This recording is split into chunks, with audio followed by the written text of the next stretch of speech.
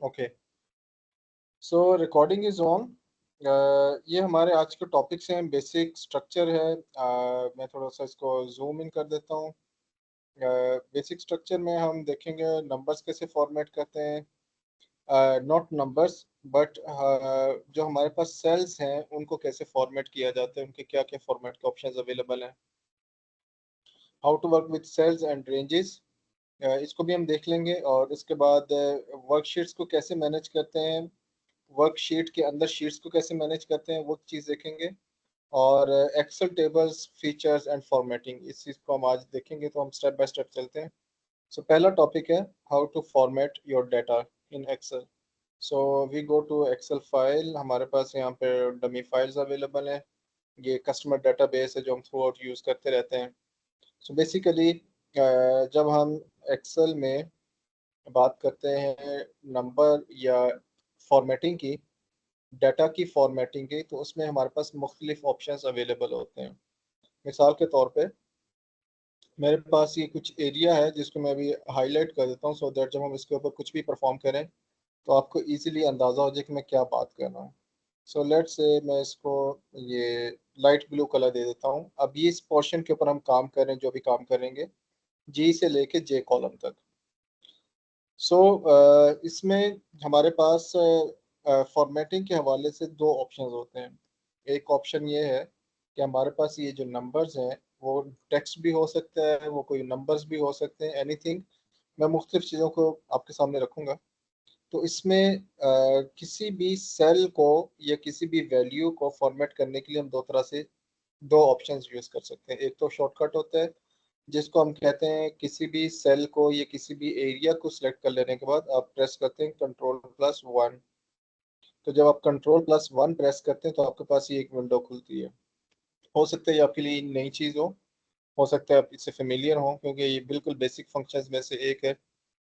इसी चीज़ को हम यहाँ से भी एक्सेस कर सकते हैं। अगर मैं किसी भी एरिया को सिलेक्ट करूँ, फॉर एग्जांपल मुझे इसके फॉर्मेट को बदलना है, ये जो मैं एरिया सेलेक्ट कर रहा हूँ blue borders blue coloured area, तो इसका दूसरा ऑप्शन यहाँ पर अवेलेबल होता है होम मेन्यू के अंदर, नंबर्स। नंबर्स के अंदर आप यहाँ पे क्लिक करते हैं तो वही मेन्यू जो मैंने आपको पहले दिखाया था उसी का रेप्लिकेट आपको यहाँ पर नज़र आता है। ठीक है, ये थोड़ा सा और स्टाइल के अंदर है। इसमें ड्रॉप डाउन लिस्ट आ जाती है, इसमें आपके पास एक मेन्यू खुल जाता है। अच्छा, इसका एक तीसरा ऑप्शन भी है।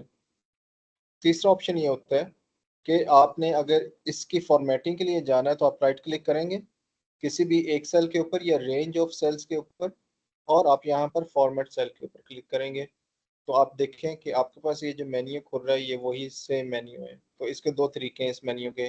राइट क्लिक करके आप इसको खोल सकते हैं या कंट्रोल+1, आप दोनों को इकट्ठा प्रेस करेंगे तो आपके पास ये मेन्यू खुल जाएगा।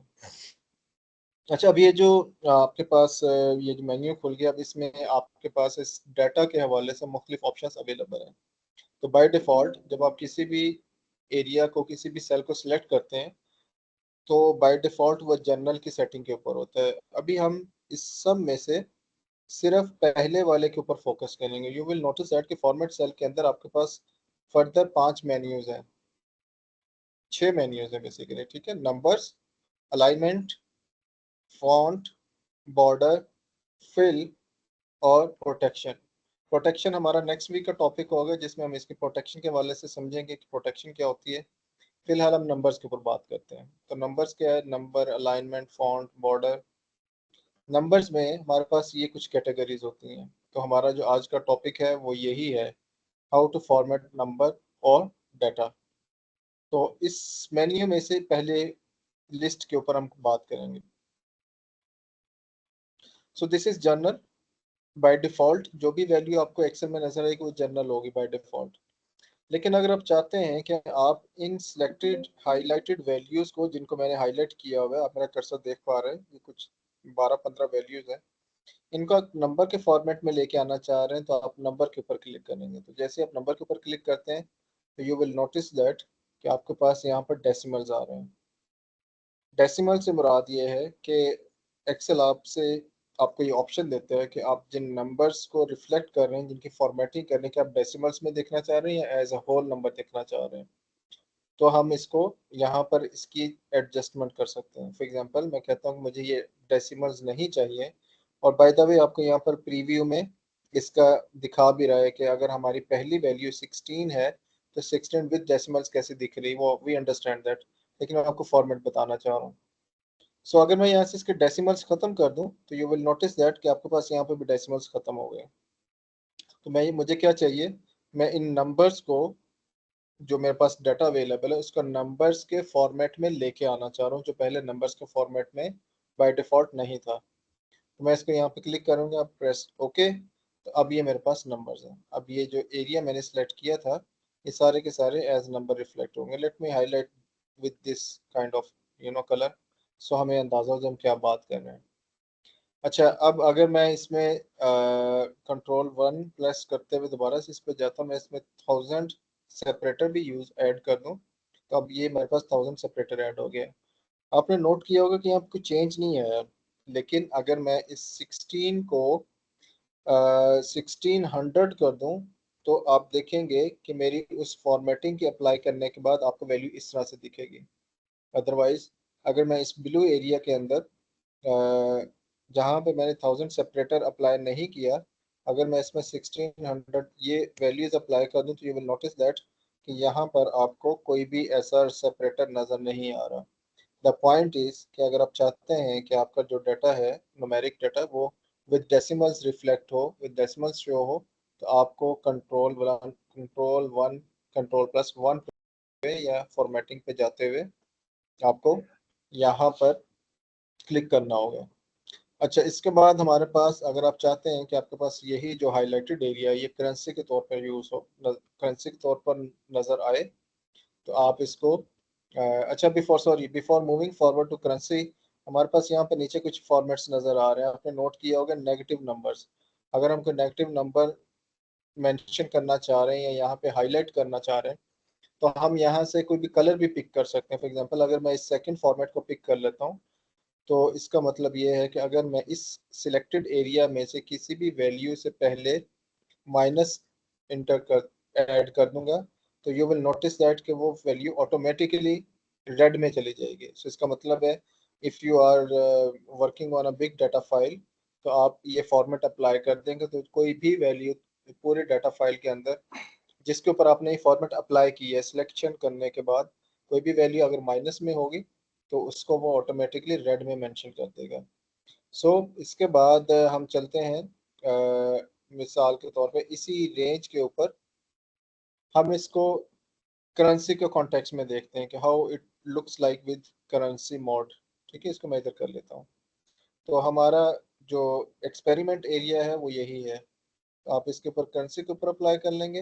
अब जब आप करेंसी के ऊपर आते हैं तो आपने यहाँ पे प्रीव्यू में देखा होगा कि आपके पास यहाँ पे डॉलर साइन आ गया, white dollar, because Microsoft belongs to USA तो उन्होंने बाय डिफॉल्ट सिंबल में डॉलर साइन ही रखा हुआ है।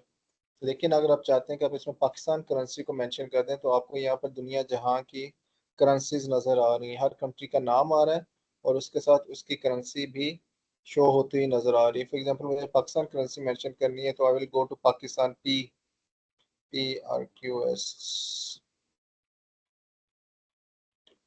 पी ढूंढना पड़ेगा इसमें से, यस PKR। ठीक है, ये देखिए PKR, ये मैंने पाकिस्तानी करेंसी इसमें मेंशन करनी है। अगेन ऑलरेडी हमने यहाँ पे मेंशन किया हुआ है कि वो पहले वाला ही फॉर्मेट चल रहा है विद डेसिमल्स, अगर आप बढ़ाना चाह रहे हैं तो डेसिमल्स बढ़ा दीजिए। करेंसी मोड का मतलब ये है कि उन्हीं नंबर्स को करेंसी की तरह रिफ्लेक्ट करेगा। जैसे अगर मैं यहाँ पे ओके का बटन प्रेस कर दूँ, प्रेस ओके, तो आप नोट करेंगे कि मेरे पास वही सिलेक्टेड एरिया जो पहले आप देख रहे थे वो विद PKR मेंशन होना शुरू हो गया। इसको आप यूरो करेंसी या यूके ब्रिटिश पाउंड या कोई भी और कंट्री की करेंसी के साथ इस तरह से रिफ्लेक्ट कर सकते हैं। लेकिन अगर आप इसमें से किसी भी एक सेल के ऊपर अपने कर्सर को लेके आए तो ये सिर्फ उसका फॉर्मेट है, ये जो हाईलाइटेड एरिया है ये सिर्फ उसका फॉर्मेट है। अगर आप किसी भी सेल को क्लिक करने के बाद यहाँ पर फॉर्मूला बार में देखेंगे तो आपको यहाँ पे PKR लिखा हुआ नजर नहीं आ रहा है। इसका मतलब क्या है कि बैकएंड पे इस सिलेक्टेड एरिया के बैकएंड पे इट्स ऑल नंबर्स, अल्फाबेट्स नहीं है, लेकिन हमने उसका फॉर्मेट वर्जन में जाके इसका फॉर्मेट बदल दिया और हमने एक करेंसी नॉमिनेट कर दी, इसके साथ एलोकेट कर दी, तो वो करेंसी सिर्फ फॉर्मेटिंग या दिखने की हद तक है, लेकिन बैकएंड पे ये नंबर्स ही हैं। उसको आप यहाँ पर वेरीफाई भी कर सकते हैं। अगर आप फार्मूला बार में है तो वहाँ पे आपको पीकेआर नज़र नहीं आएगा, सिर्फ नंबर्स नज़र आएंगे। सो इसको मैं थोड़ा सा आगे चलते हैं, बाकी एरिया पे आते हैं ताकि हम कुछ मज़ीद एक्सपेरिमेंट्स कर सकें। हमारे पास we have big data file, तो उसमें किसी किस्म का हमें जगह का मसला नहीं है, हम मज़ीद इसमें एक्सपेरिमेंट्स करते रहेंगे, चीज़ों को एक्सप्लोर करते रहेंगे। फॉर एग्जांपल ये येलो हाईलाइटेड एरिया है, अगेन आई एम प्रेसिंग कंट्रोल+1, तो इसमें हमारे पास अकाउंटिंग आ गया, फिर डेट आ गया। अच्छा, अब डेट में हमारे पास कुछ ये इन नंबर्स के ऊपर हम डेट को अप्लाई नहीं करते। लेट मी चेक, हमारे पास इस डाटा फाइल के अंदर कहीं डेट का फॉर्मूला, डेट का वेरिएबल भी होगा मेरे ख्याल में। अच्छा, no problem. So what we doing now, हम इसमें एक डेट का एक वेरिएबल ऐड कर लेते हैं। मिसाल के तौर पे मेरे पास ये कस्टमर जब जिस डेट को मेरे पास ये आया है, तो मैं उसकी डेट मेंशन कर लेता हूँ, ठीक है। सो इधर हमारे पास है आज 24 है। सो 24/03/2025 मिसाल के तौर पे। तो ये हमारे पास एक डेट पैटर्न है। इसी को अगर मैं यहाँ पे कॉपी पेस्ट कर लूँ, हम इसमें कुछ मज़ीद नंबर्स ऐड कर लेते हैं। हम जस्ट मिक्स में डेट इसमें रख रहा हूँ, and we will try to see कि इसमें हमें अगर 3 को शुरू में रखना है और 24 को बाद में रखना है तो क्या डेट पैटर्न होंगे। सो यू सी कि मेरे पास सेम डेट है, एक मेरे पास स्लैशेस के साथ है, एक में ऑल विद स्लैशेस, लेकिन एक में महीना पहले और डे बाद में रिफ्लेक्ट हो रहा है, और एक में डे पहले रिफ्लेक्ट हो रहा है, महीना मिड में रिफ्लेक्ट हो रहा है। तो एक्सेल के अंदर डेट्स के अलग फॉर्मेट्स अवेलेबल हैं। मिसाल के तौर पे मैं इसको कंट्रोल+1 के साथ शिफ्ट के यहाँ इस डायलॉग बॉक्स को लेके आता हूँ, तो यहाँ मेरे पास डेट की एक लिस्ट मौजूद है। मैं जैसे डेट के ऊपर क्लिक करूंगा तो यू विल नोटिस दैट कि मेरे पास डेट के मुख्तलिफ पैटर्न्स अवेलेबल हैं। मिसाल के तौर पे मैं ये चाहता हूँ कि मेरे पास ये जो नंबर्स में डेट रिफ्लेक्ट हो रही है मुझे कंफ्यूज कर रही है, आई डोंट नो कि 24 तो चलें ठीक है, वो एक इट्स बिगर नंबर, 12 से बड़ा नंबर है, आई अंडरस्टैंड कि ये दिन है। लेकिन मिसाल के तौर पे मेरे पास कुछ ऐसी डेट है जो 10 मेंशन हो फॉर एग्जांपल, तो मुझे ये नहीं पता। मिसाल के तौर पे यहाँ पर मेरे पास अगर 10 मेंशन है तो मुझे ये नहीं पता as a reader, as a user, कि ये जो 10 है ये क्या है। इसमें से ये पहला 2 डिजिट ये दिन है, महीना है, क्या है, क्योंकि ये 3 और 10 ये महीने के अंदर अंदर आ रहे हैं। तो इन चीज़ों से अवॉइड करने के लिए, ये किसी भी कंफ्यूजन से अवॉइड करने के लिए यू हैव ऑप्शन कि आप डेट मेन्यू में जाके आप इसके फॉर्मेट को बदल दें। मिसाल के तौर पे मुझे क्लियरली ये रिफ्लेक्ट करना है कि ये मार्च का महीना है फॉर एग्जांपल, और ये डेट है और ये इसका साल है, प्रेस ओके। तो यू विल नोटिस दैट कि हमारे पास ये जो सेकंड नंबर पे दो थे ना ऑप्शंस, उसने उनको कन्वर्ट कर दिया है। वाई?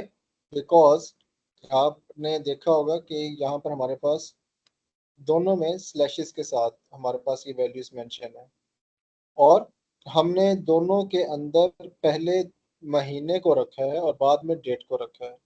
तो जो स्टैंडर्ड पैटर्न है डेट का वर्ल्ड वाइड, वो पहले दिन होता है और मिड में महीना होता है, लेकिन हम पाकिस्तानी यूजली हम पहले डेट को मेंशन करते हैं, जैसे मैंने फर्स्ट सेल के अंदर मेंशन किया, आप देख पा रहे हैं यहाँ पे फर्स्ट सेल के अंदर हमने पहले महीने दिन को मेंशन किया 24 को, फिर मिड में महीने को मेंशन किया। तो इसने इसलिए जब हमने इसके फॉर्मेट को बदला तो उसने उसको पिक ही नहीं किया, बिकॉज ये एक यूनिवर्सल मेथड के ऊपर ये कैलेंडर चल रहा होता है एक्सेल का, तो उसने वो यूनिवर्सल मेथड को पिक करते हुए इन दोनों को इन दोनों के फॉर्मेट को बदल दिया और पहले वाले को एज इट इज रहने दिया। अच्छा, अब आप देख पा रहे हैं कि हमारे पास ये एक मुख्तलिफ टेम्पलेट, एक मुख्तलिफ पैटर्न आ गया जिसमें वेरी क्लियरली मेंशन दैट कि ये अक्टूबर का महीना है और 3 तारीख है। लेकिन अगर आप इसके यहाँ पर मेंशन देखेंगे तो आपको इन नंबर्स के दौरान इन नंबर्स की वजह से आपको कंफ्यूजन जरूर होगी, ठीक है। सो इसमें देर आर मल्टीपल ऑप्शंस। मैं कोई एक आध और क्लिक करता हूँ और आपको मैं इसके हवाले से बताना चाहूँगा। मिसाल के तौर पे अब आप देखें तो आपके पास यहाँ पर ऐसे भी फॉर्मेट्स अवेलेबल हैं कि उनके साथ टाइम भी मेंशन है। सो यू सी कि डेट भी आ गई, महीना भी आ गया, साथ में उसका टाइम भी आ गया। इसी तरह अगर आप इसके अंदर दिन को भी मेंशन करना चाह रहे हैं तो आप पहले सेकंड नंबर पे जो ऑप्शन अवेलेबल है उसको पिक कर लीजिए, तो यू विल नोटिस दैट कि अब इसके अंदर संडे मार्च 24 2024 मतलब कंप्लीट इंफॉर्मेशन आ गई है। The value is the same. अगर आप फार्मूला बार में देखें तो values numbers are the same in तीनों के अंदर, सिर्फ हमने उसके फॉर्मेट को बदला है। अगर आप इसके ऊपर कुछ कैलकुलेशंस अप्लाई करना चाहेंगे तो कैलकुलेशन इसकी बेस पे कैलकुलेशंस, जब कैलकुलेशंस की बात करें तो इसका मतलब है कि फॉर्मूला, अगर आप नंबर ऑफ डेज कैलकुलेट करना चाह रहे हैं या कुछ टाइम ड्यूरेशन कैलकुलेट करना चाह रहे हैं तो वो इसके ऊपर कैलकुलेट होगा। और जब हम फार्मूला सेक्शन पे आएंगे तो आपको वहाँ से काफ़ी क्लैरिटी भी हो जाएगी। ये हमारा जो टाइम ड्यूरेशन का एक पूरा सेक्शन है वो फार्मूला सेक्शन में कवर कर लेंगे कि how to find dates, days, years, month, minutes, seconds, उसमें कैलकुलेशंस हमारी सारी आ जाएंगी। सो मूविंग फॉरवर्ड, मुझे बताते रहिए कि आप मेरे साथ ही हैं, ये ना हो कि मैं सिर्फ बोल रहा हूँ और मुझे कोई जी जी रिस्पॉन्स सर। ना आ रहा। नहीं। ठीक है, चलो ठीक है। नहीं नहीं सर, हम सुन रहे हैं, सुन भी चलो रहे हैं ठीक, और थैंक सीख यू, भी रहे हैं। Thank you, thank you. अच्छा जी, तो मूविंग फॉरवर्ड हमारे पास मज़ीद डाटा अवेलेबल है। हम यहाँ पर किसी और डाटा को सिलेक्ट कर लेते हैं। फॉर एग्जांपल मैं कलर्स इसलिए चेंज कर रहा हूँ ताकि आपको क्लैरिटी हो जाए हम किस पोर्शन पे कहाँ पे क्या बात कर रहे हैं। सो लेट्स से हम इसको पिक करते हैं और देखते हैं कि हमारे पास फर्दर क्या ऑप्शंस हैं। टाइम देख लिया, परसेंटेजेस देख ली, वी अंडरस्टैंड कि परसेंटेजेस कैसे कैलकुलेट की जाती हैं। अगर मैं परसेंटेज के टैब के ऊपर रहते हुए with double decimal, with two decimals places मैं क्लिक कर दूं तो ऑलरेडी आपके पास यहाँ पर ये प्रीव्यू में शो कर रहा है कि आपको परसेंटेजेस कैसे दिखेंगे। जैसे मैंने आपके सामने इनको रखा है, अगर मैं कंट्रोल जी प्रेस करूं तो उसने इन्हीं नंबर्स को परसेंटेजेस में कन्वर्ट कर दिया। अच्छा, जब परसेंटेज में कन्वर्ट किया तो उसने इसको मल्टीप्लाई भी कर दिया 100 के साथ। इट्स नॉट जस्ट, जब मैं परसेंटेज के साइन के ऊपर क्लिक करूंगा जिसका शॉर्टकट यहाँ पर भी अवेलेबल है, आप मेरा कर्सर देख पा रहे हैं, होम मेन्यू के अंदर नंबर्स कैटेगरी के अंदर ऑलरेडी परसेंटेज का साइन इधर भी अवेलेबल है। अगर मैं इसको क्लिक करूंगा तो आपने नोट किया होगा कि ये थाउजेंड्स के साथ मल्टीप्लाई हो रहा है। तो परसेंटेज में कन्वर्ट करने से पहले आपको इस चीज़ का ख्याल रखना होगा कि आपकी वैल्यू जो यहाँ पर मेंशन है that should be in decimal.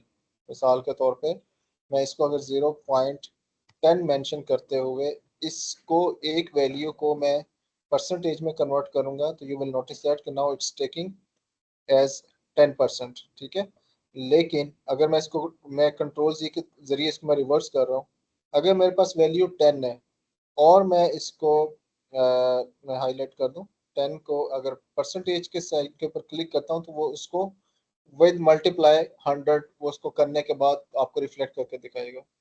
तो जब भी आपने ये फंक्शन अप्लाई करना हो परसेंटेज का, आपने सबसे पहले वैल्यूज को चेक करना है। Before applying this percentage sign आपकी वैल्यूज डेसिमल्स में होनी चाहिए, तो ही आपके परसेंटेज एक्यूरेट उसमें रिफ्लेक्ट करेगा। अदरवाइज ये एक डिजास्टर भी हो सकता है और एक एरर भी हो सकता है। सो मूविंग फॉरवर्ड हम इसको थोड़ा सा और आगे लेके चलते हैं। कंट्रोल 1, परसेंटेज देख लिया। Fraction, what is fraction? For example मेरे पास ये कुछ नंबर्स हैं और मैं इसको फ्रैक्शन के तौर पे देखना चाह रहा हूँ, तो there are you see there are multiple options there. आप किस किस्म का फ्रैक्शन देखना चाह रहे हैं? सो फॉर एग्जांपल अगर मैं इसके ऊपर ओके का बटन प्रेस कर दूं, नॉट लाइक दिस, मिसाल के तौर पे फ्रैक्शन के लिए अगर मैं इसको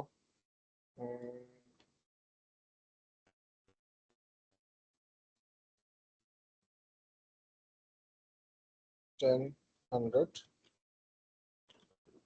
लेट्स मी ट्राई दिस। अगर मैं फ्रैक्शन के ऊपर क्लिक करूं और मैं इसको 1/4 के तनाजुर में देखूं तो ये इसने उसको इसमें ले लिया। Late me try control 1 fraction up to 2 digits to as इसको हमने पहले कहीं इसको मेंशन किया हुआ था।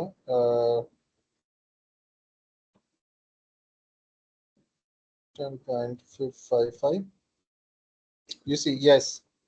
तो आप देखिए कि मैंने कोई भी वैल्यू यहाँ पर मेंशन की। मैं आपको दोबारा से करके दिखा देता हूँ। फॉर एग्जांपल मेरे पास ये 3 वैल्यूज हैं, मैं इसको 13.98 मेंशन कर देता हूँ, और ये बिल्कुल ये जनरल वैल्यूज हैं।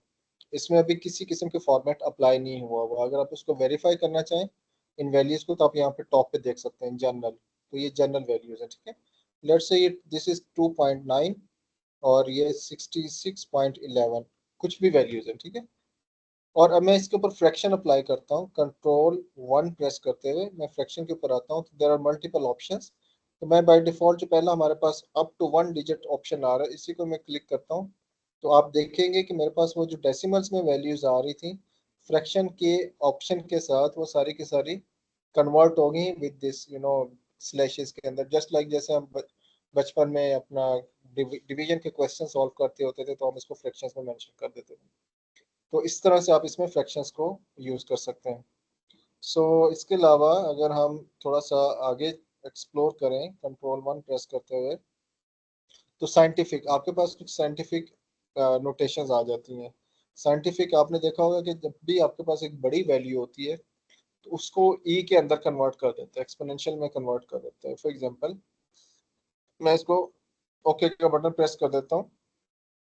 तो अब ये देखिए कि आपके पास ये जो वैल्यूज हैं उसने उसको इस तरह से रिफ्लेक्ट कर दिया with E sign.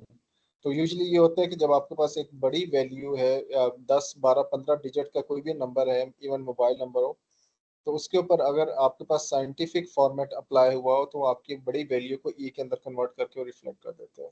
So again scientific से अगर हम इसमें इसके माइनस इसके सॉरी डेसिमल्स को ख़त्म कर दें, तो आप नोट करेंगे कि हमारे पास जो रिमेनिंग है वो इस तरह से हमारे पास वैल्यूज आ रही हैं 2.E+00 समथिंग। मूविंग फॉरवर्ड आगे हम चलते हैं। कुछ और चीज़ें हमारे पास अभी रहती हैं एक्सप्लोर करने वाली। मैं इसको थोड़ा सा और कोई कलर दे देता हूँ। सॉरी, कंट्रोल 1 और टेक्स्ट। अच्छा, टेक्स्ट इससे क्या मुराद है? टेक्स्ट से मुराद ये है कि एक्सेल में जब भी आप नंबर्स इंटर करते हैं या आपके पास डाटा अवेलेबल होता है, तो उसको या तो न्यूमेरिक फॉर्म में एक्सेल लेता है, जैसे आपके सामने ये वैल्यूज कुछ नजर आ रही हैं। अब ये सारी ये सारी नंबर्स फॉर्मेट में है, मतलब ऑलरेडी बाय डिफॉल्ट ये नंबर्स फॉर्मेट है। लेकिन अगर मैं इसके ऊपर टेक्स्ट का ऑप्शन अप्लाई कर दूं, तो इससे होगा क्या? यू विल नोटिस दैट कि ये वैल्यूज अपनी लोकेशन से लेफ्ट पे चले जाएंगी। Let me do it, press okay. तो अब आप देखेंगे कि ये टेक्स्ट फॉर्मेट में है। आप यहाँ पे अगर टॉप है इसको वेरीफाई करना चाहें, तो नंबर्स के ऊपर जो हमारे पास ड्रॉप डाउन लिस्ट है उसमें आप चेक करेंगे ये इसमें चली गई। सो लेट मी चेक, अगर हम इसको ही टेक्स्ट जी, आप कुछ कहना चाह रहे हैं? अच्छा, अब आप देख रहे हैं कि मेरे पास ये सारा एरिया टेक्स्ट में है। What if I want to apply some formula on this? Let me try this. Yes, आपने नोट किया होगा कि मेरे पास ये जो वैल्यूज हैं इनके ऊपर मैंने एक फार्मूला अप्लाई किया। और अब फार्मूला अप्लाई करने से पहले मैं आपको दोबारा दिखा देता हूँ कि ये बाइट हमने इसके ऊपर टेक्स्ट फॉर्मेट अप्लाई किया है। जब हमने फार्मूला अप्लाई किया, तो आप देखेंगे कि हमारे पास यहाँ पर एक थोड़ा सा मैं इसको बड़ा करके दिखा देता हूँ। आप देखेंगे कि हमारे पास यहाँ पे एक ब्लू ग्रीन कलर का एक साइन आ गया, और प्लस एक यहाँ पर ड्रॉप डाउन फंक्शन आ गया। इसका मतलब ये है कि something is wrong with this formula और विद द वैल्यूज। तो हमें इसको चेक करना होगा। अभी हमें बता रहा है formula omits adjacent cells, update formula to include cells, help to this error, ignore error. In other words के कोई भी नंबर्स जो एक्सेल में अवेलेबल हैं मेंशन है, अगर वो टेक्स्ट के फॉर्मेट में मेंशन है और उसके ऊपर आप फार्मूलाज अप्लाई कर रहे हैं, तो there are chances of error. For example आप एक बिग डाटा के ऊपर काम कर रहे हैं, यू डिडंट नोटिस दैट कि आपके जो डाटा है वो है तो नंबर्स, लेकिन वो टेक्स्ट फॉर्मेट में अवेलेबल है। किसी ने इसको टेक्स्ट फॉर्मेट में मेंशन कर दिया होगा। तो अब जब आप उसके ऊपर कैलकुलेशंस अप्लाई कर रहे हैं, तो there are chances of errors just like this.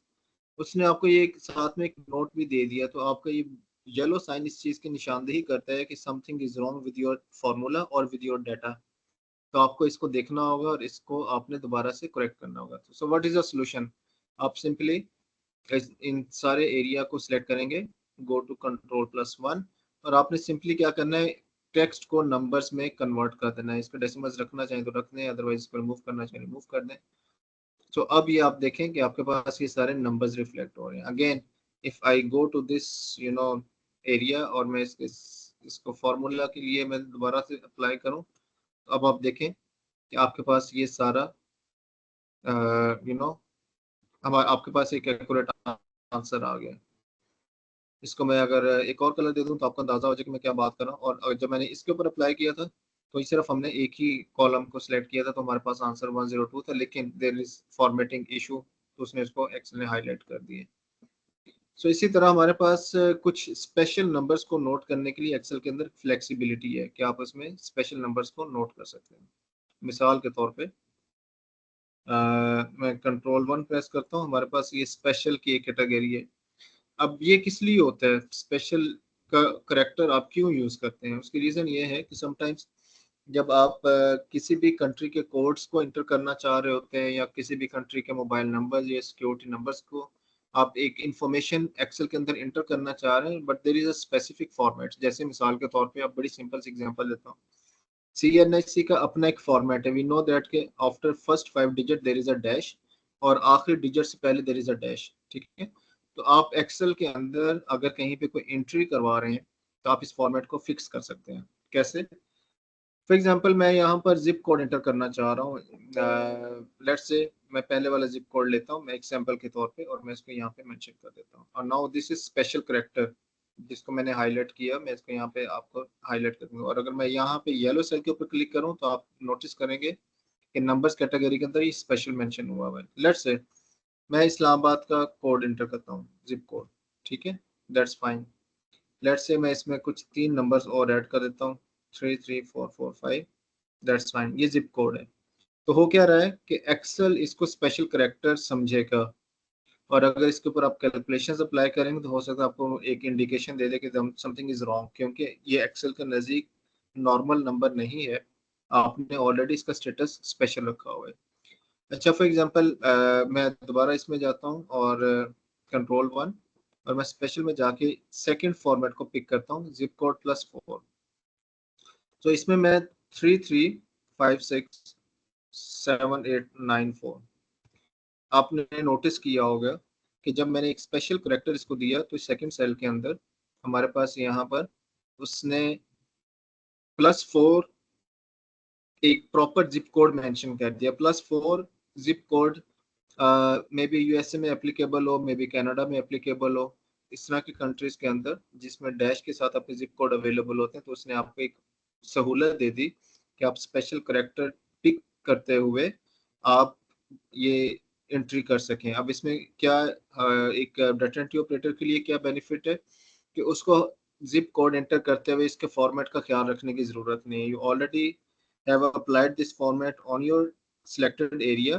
For example मैं जी कॉलम के अंदर जिप कोड की डाटा एंट्री कर रहा हूँ, मुख्तलिफ सिटीज़ की, मुख्तलिफ कंट्रीज़ की, तो मैं जी कॉलम के ऊपर मैं जिप कोड का ये वाला फॉर्मेट अप्लाई करता हूँ। तो डाटा एंट्री ऑपरेटर को ये परेशान होने की ज़रूरत नहीं है कि जब वो एंट्री कर रहा हो तो आफ्टर 5 डिजिट 6 डिजिट 7 डिजिट उसको डैश का बटन प्रेस करना है, फिर उसने आगे बाकी डिजिट्स अप्लाई इंटर करने हैं, because I already have applied this format है। ठीक है, तो आप देखिए मैंने एक जस्ट सिंपल नंबर एंटर किया तो उसने उसको ब्रेक डाउन +4 के साथ उसको मेंशन कर दिया। सो सिमिलरली मैं फ़ोन नंबर पे आता हूँ। सो आपने नोट किया होगा कि मैंने इसी इंटर डाटा के ऊपर जैसे मैंने फ़ोन फॉर्मेट का अप्लाई किया, अगेन मैं इसके ऊपर येलो के ऊपर अप्लाई करता हूँ, तो यू नोटिस दैट मैं फ़ोन नंबर के ऊपर जैसे ही इसको क्लिक पिक ऐड करूँगा तो उसने ऑलरेडी ब्रैकेट्स के अंदर और उस फ़ोन नंबर के ब्रेक डाउन के साथ उसकी इन्फॉर्मेशन को रिफ्लेक्ट कर दिया। सो मैं यहाँ पे ये इंटर कर देता हूँ, तो यू विल नोटिस दैट कि हमारे पास नीचे डिजिट्स कम थे, ऊपर डिजिट्स ज़्यादा थे, तो उसने पहले 2 डिजिट को एज कंट्री कोड पिक कर लिया, बाकी 3 डिजिट को as mobile digit you can say, और बाकी मोबाइल नंबर्स उसने वैसे मेंशन कर दिया। फॉर एग्जांपल इसमें मजीद नंबर्स में अगर ऐड कर दूं तो यू विल नोटिस दैट कि उसने पहले ब्रैकेट के अंदर उसने मोबाइल नंबर के कुछ डिजिट्स पिक कर लिए और बाकी उसने आगे इस तरह से डिवाइड कर दिए। सो इसी तरह से आप Ctrl+1 प्रेस करते हुए स्पेशल कैरेक्टर्स में सोशल सिक्योरिटी के ऊपर आप अप्लाई कर सकते हैं। अच्छा बाय द वे, जब ये मैं सारे मोबाइल नंबर्स और ये सारी चीज़ें अप्लाई कर रहा हूँ ना, तो आप देखेंगे कि हर एक, let me do it here, मैं यहाँ पर अपना एक मोबाइल नंबर इंटर करता हूँ। Let's say 92 is my country code, 3007963646। तो ये मेरा मोबाइल नंबर है, लेकिन ये पाकिस्तान फॉर्मेट नहीं है। तो लेट मी ट्राई कि अगर इसमें पाकिस्तान फॉर्मेट अवेलेबल हो, तो आपने नीचे देखेंगे ड्रॉप डाउन लिस्ट है, और यहाँ पर पश्तो तो आ गया हमारे पास, लेकिन यहाँ पे पाकिस्तान आना चाहिए। पॉलिश, पंजाबी, हिंदी, ये सारे कुछ डिफरेंट करेक्टर्स हैं, ठीक है। पुर्तगालीज और ये सारे कंट्रीज के इसमें आ रहा है। लेट्स से पंजाबी हमने एक मिस कर दिया मेरे ख्याल में, ये देखें Punjabi Pakistan. Okay, so let me see कि how it works. Again something is wrong. अब उसने उसको साइंटिफिक में मेंशन कर दिया है, तो हमारा not general, special mobile number with Pakistani local localization, तो उसने उसके अंदर बेसिकली उसने हमारे फॉर्मेट को ही चेंज कर दिया। पंजाबी लोकल समथिंग को किसी और सेंस में ले रहे हैं, लेकिन जब हम यूएस में लेते हैं तो उसको किसी और सेंस। यू सी, जैसे हमने यूएस की कैटेगरी पिक की, तो हमारे पास ये यूएसए से रेलिवेंट चार मुख्तलिफ फॉर्मेट्स जो यूएसए से रेलिवेंट है वो आ गए। इसी तरह आप सोशल सिक्योरिटी नंबर्स ऐड करना चाह रहे हैं, तो सोशल सिक्योरिटी नंबर को अगर आप पिक करेंगे तो आपके पास ऐसी कुछ इंफॉर्मेशन आएगी, क्योंकि यूएसए का सोशल सिक्योरिटी नंबर इस तरह की डिवीजन के साथ अवेलेबल होगा with double dashes, just like हमारा सीएनआईसी नंबर है, तो वो इस तरह से उसको ट्रीट करेगा। सो अगेन, अब इसके बाद कस्टम है, तो custom is very technical, very complicated. You see there are number of formats. तो इसमें ये है कि अगर आप कुछ स्पेशल करेक्टर्स हैं, आप किसी चीज़ को साइंटिफिकली इसमें एंटर करना चाह रहे हैं, तो उसके there are number of formats, so you have to understand this pattern, और फिर आप उसके मुताबिक इसमें चीज़ों को एडअप कर सकते हैं। तो मैं इसको अभी डिटेल में नहीं जाता, लेकिन हमारे पास ये फॉर्मेट सेल का जो हमारे पास एक पैटर्न था, वो हमें अंदाजा हो गया कि how it works. So I hope कि आपके लिए इसमें कुछ नया सीखने को मिला होगा आपको। इसके बाद हमारे पास जो नेक्स्ट टॉपिक है वो how to work with cells and ranges. So what is this cells and ranges? Basically मैं आपको एक चीज़ करके दिखा देता हूँ। Why we use cells and ranges, यहाँ पर मैं एक एरिया सेलेक्ट करता हूँ आपके सामने। लेट्स से ये एरिया, और लेट्स से मैं इसको हाइड कर देता हूँ फॉर द टाइमिंग, ठीक है। तो बेसिकली आप जब भी किसी भी सेल की बात करते हैं, सेल एंड रेंज से मतलब ये है कि एक्सेल में जब भी आप किसी भी सेल के ऊपर आप क्लिक करते हैं, वो भले आखिरी 5,95,000 नंबर पे कोई भी सेल हो, तो आपको यहाँ पर टॉप लेफ्ट साइड पे एक लोकेशन मिलती है नेम बॉक्स की। तो आपको यहाँ पर उसको रीनेम करने का एक ऑप्शन, एक सहूलत मिलती है एक्सेल के अंदर। किसी भी सेल को अपना कोई नाम दे सकते हैं। मिसाल के तौर पे मेरे लिए ये नंबर बड़ा इंपॉर्टेंट है, ठीक है। मिसाल दे रहा हूँ 13, जिसको मैंने राइट हाईलाइट कर लिया, और मैं यहाँ पर इसको जैसे मैंने इसके ऊपर क्लिक किया, तो आपने ये देखा होगा कि मेरे पास इसकी लोकेशन आ गई। अब ये H45 का मतलब ये है कि H कॉलम है और 45 नंबर इज द रो। तो यहाँ पर वो मुझे इसका नाम दे रहा है, लेकिन मैं ये चाहता हूँ कि मैं इस 13 नंबर को लकी नंबर के साथ में मेंशन कर दूँ। ऐसे मेरे जहन में भी आ गया, मैं इसलिए मैं इसको ये मेंशन कर रहा हूँ। तो मैं जैसे ही इंटर प्रेस करूंगा, सिर्फ लिख देना काफी नहीं है, you have to press enter to rename this specific cell 13, जिसको मैंने हाईलाइट किया। जैसे मैं इंटर प्रेस करूंगा, अच्छा what happened, let me check, lucky, yes. तो मेरे ख्याल में दरमियान में स्पेस आ गई थी और मैंने अंडरस्कोर इंटर नहीं किया था, तो इसलिए उसने उसको एक्सेप्ट नहीं किया। सो ये लकी है। अच्छा ये एक सेल है, आप देख पा रहे हैं कि मेरे पास और भी सेल्स मौजूद हैं। फॉर एग्जांपल ये एक रेंज है, और मैं इसमें आपको एक एक्सपेरिमेंट करके दिखाता हूँ। लेट्स से ये एक रेंज है, मैं इसको यहाँ से यहाँ तक पिक करता हूँ।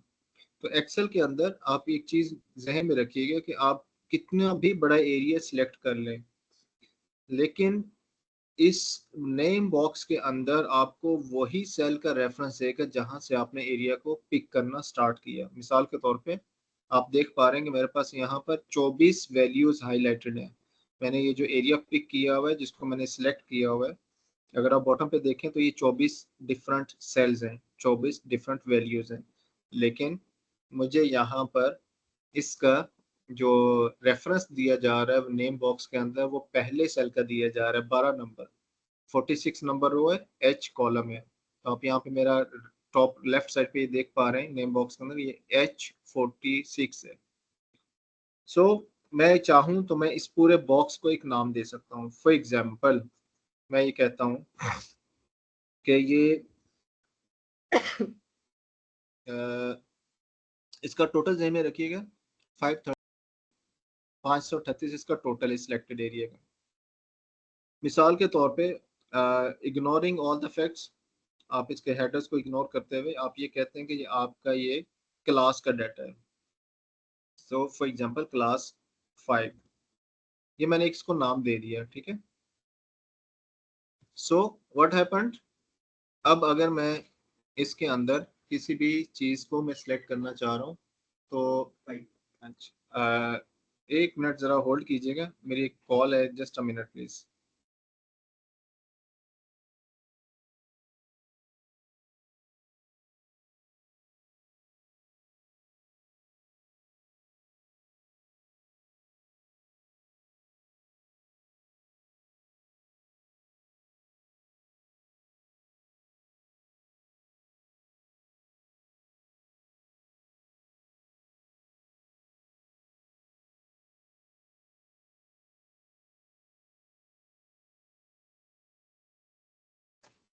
आई एम सॉरी, वो एक कॉल आ गई थी तो वो अटेंड करनी थी। अच्छा जी, ये देखिए, इस सारे बैकग्राउंड का बताने का, ये इस सारे प्रोसेस का बताने का मकसद ये था कि जब हम नेम और रेंज की बात करते हैं, जो हमारा टॉपिक है जिसको हम अभी डिस्कस कर रहे हैं, how to work with cells and ranges. मिसाल के तौर पे आप मल्टीपल शीट्स के ऊपर काम कर रहे हैं, ये जो एरिया जिसको हमने सिलेक्ट किया ये क्लास 3 है और ये हमारा लकी नंबर है, और मैं किसी और शीट के ऊपर काम कर रहा हूँ, तो मुझे वहां पर अगर इस एरिया को कोट करना है या इसका कोई रेफरेंस देना है, तो मुझे इस सारे नंबर्स को उठा के लेके जाने की या इसको एड अप करके फॉर्मूला लगाने की जरूरत नहीं है। What I am doing now, मैं ये कह रहा हूँ, ये देखिए, ये कुछ सेल्स हैं, ठीक है। मैं इनको एक और कलर करता हूँ, मैं इसको एक्सपेरिमेंट में आपको शो कर देता हूँ। मिसाल के तौर पर मैं कहता हूँ सम, मैं एक नंबर ये उठाता हूँ 15, और मैं ये कहता हूँ कि मैंने ऊपर जो एक लकी नंबर 12 था ना, उसको भी ऐड करना है इस फॉर्मूला के अंदर। तो what I am saying that lucky, आपने देख लिया, तो लकी को मैंने क्लिक किया, तो इसका मतलब ये वो पहले वाला नंबर है जिसको मैं इस फॉर्मूला के अंदर लेके आ रहा हूँ, ठीक है। और प्लस मैं ये कहता हूँ कि ऊपर जो मैंने एक रेंज सेलेक्ट की थी जो कि 538, जिसका मजमुआ था, ये जिसका सम 538 था, मैं ये कहता हूँ कि क्लास 3 वाला जो डाटा है ना, वो भी इसमें आना चाहिए। तो यू विल नोटिस दैट मेरे पास ये क्लास 3 वाला, क्लास 5 वाला डाटा भी इसमें आ गया। तो मैंने क्या किया, मैंने फॉर्मूला अप्लाई किया एंड आंसर इज हियर, ठीक है जी।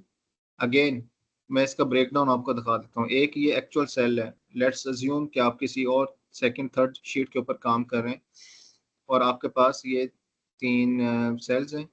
एक तो पहला 15 आ गया, फिर आपने लकी एक सेल को नाम दिया हुआ था, due to any reason any context, class 5 आपका एक टेबल था, आपने वो एंटर कर दिया, तो आपने इसको यहाँ पे मेंशन कर दिया। तो this whole process is called name and ranges.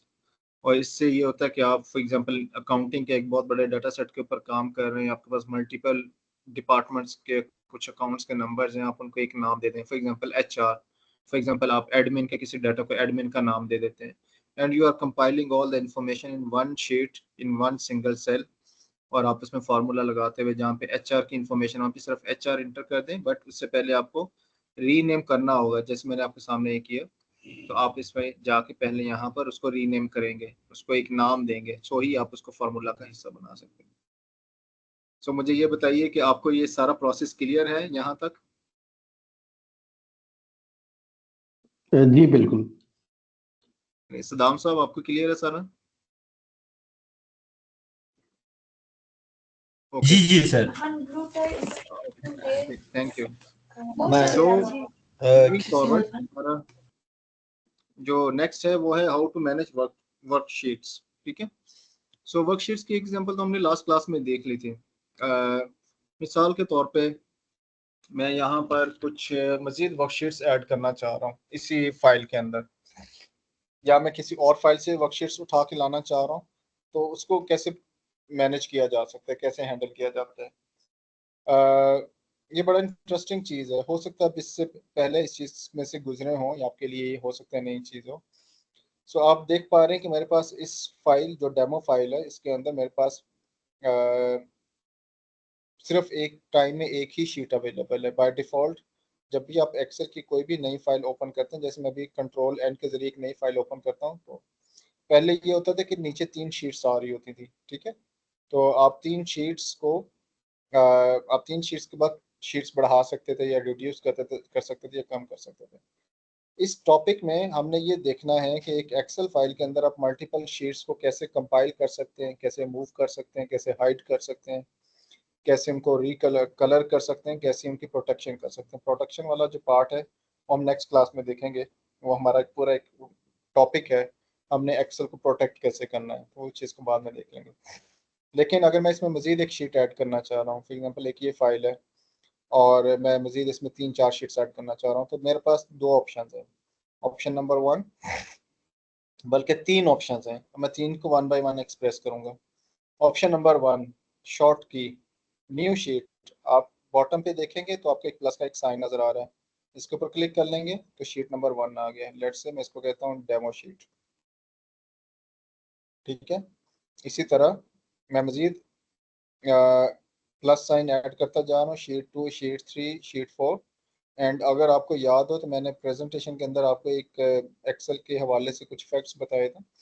Excel में आप एक टाइम के अंदर एक फाइल के अंदर 255 शीट्स आप ऐड कर सकते हैं, और उनको आपस में कोरिलेट लिंक कर सकते हैं डिफरेंट फार्मूलाज के बेस पे, जैसे भी। अच्छा, ये तो था आपने शीट्स ऐड कर दी। अगर आप इसमें एक और तरीके से शीट ऐड करना चाह रहे हैं तो वो कैसे होगी। इंसर्ट में जाइए, यहाँ पर इंसर्ट शीट का एक ऑप्शन आ रहा है, तो ये सेकंड तरीका है शीट इंसर्ट करने के हवाले से। ठीक है, तो ये देखिए शीट नंबर 5 भी ऐड हो गई। तो मैंने आपको 2 तरीके बताए अभी तक, एक प्लस साइन से आप ऐड करेंगे, तरीका नंबर 2 कि आप इंसर्ट में जाएंगे और इस पे क्लिक करेंगे। इसमें एक तीसरा ऑप्शन भी है, आप किसी शीट पे काम कर रहे हैं और राइट क्लिक कर रहे हैं, तो आप इंसर्ट में क्लिक करेंगे, अब आपके पास यहाँ पर एक तीसरे तरीके से जो शीट ऐड कर सकते हैं वो ये है, वर्कशीट। ठीक है, आप इसको ऐड करेंगे तो यू विल नोटिस दैट कि आपके पास यहाँ पर मल्टीपल शीट्स आ गई।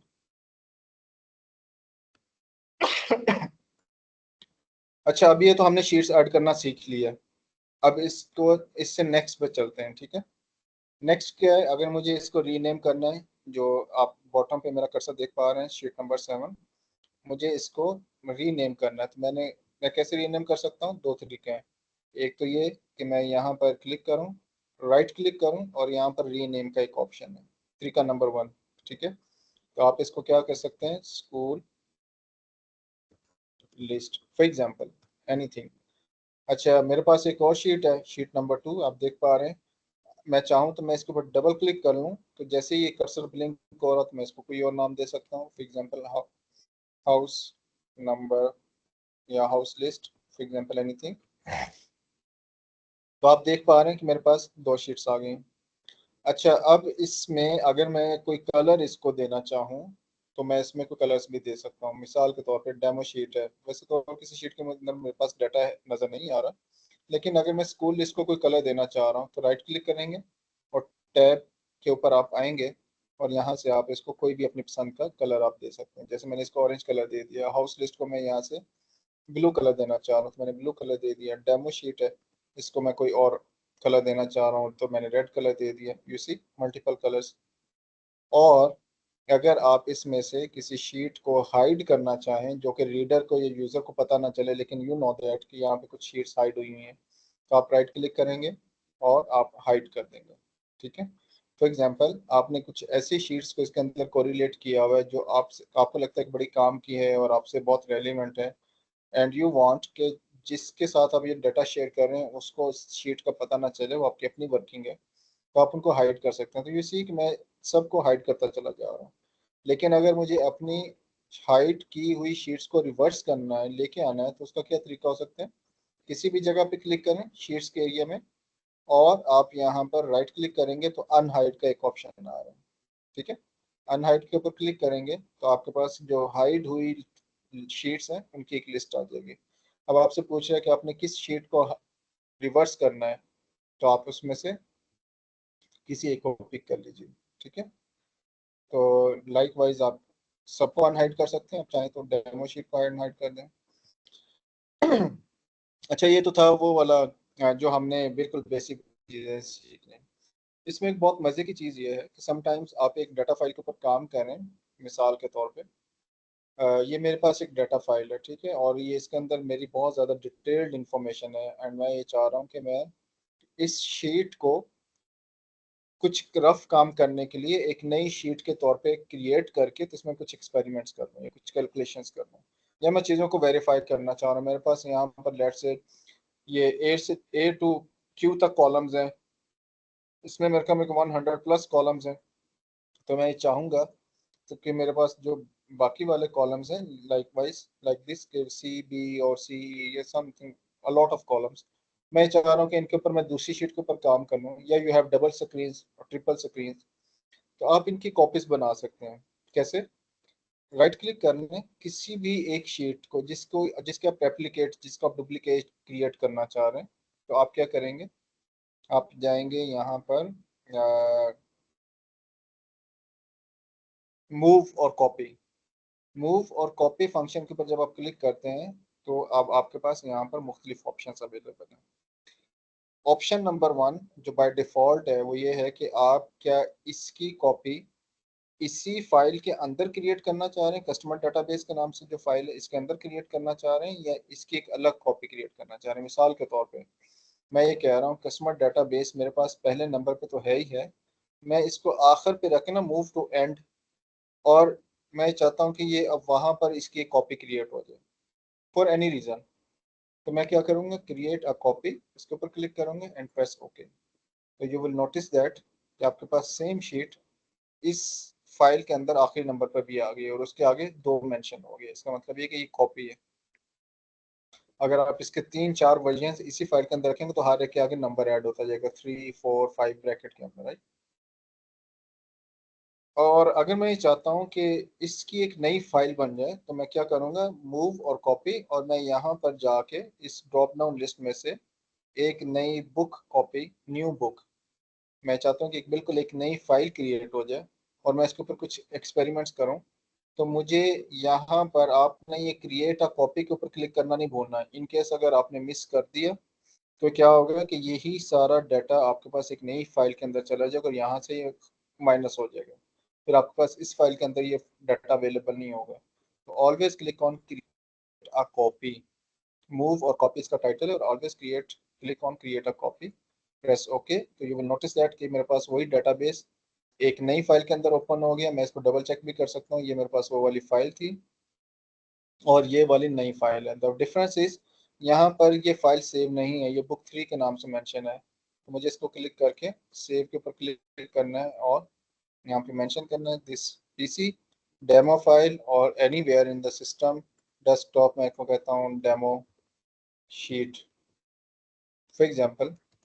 ठीक है, मार्च 24 लेट्स से मैंने इसको एक नई फाइल के तौर पे सेव कर ली, demo sheet March 24।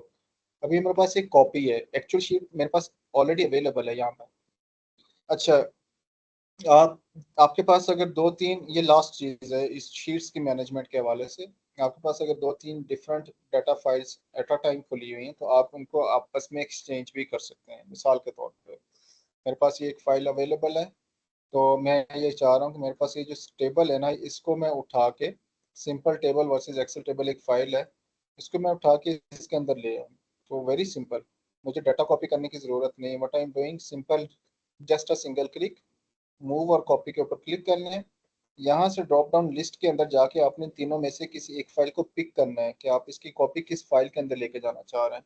So for example मेरे पास कस्टमर डेटाबेस, मैं इसको क्लिक करता हूँ और मैं यहाँ पर इसकी किसी भी लोकेशन के ऊपर पहले नंबर पे, दूसरे नंबर पे या आखिरी नंबर पे जहाँ पर मुझे ये फाइल की ये कॉपी चाहिए, again don't forget to click on create a copy, इसके ऊपर क्लिक करेंगे, प्रेस ओके, तो यू विल नोटिस दैट कि सिंपल टेबल यहाँ पर आ जाएगा आपके पास। ठीक है, तो सिंपल टेबल हमारे पास यहाँ पर इस फाइल का हिस्सा भी बन गया और अपनी एक्चुअल फाइल में भी वो अवेलेबल है।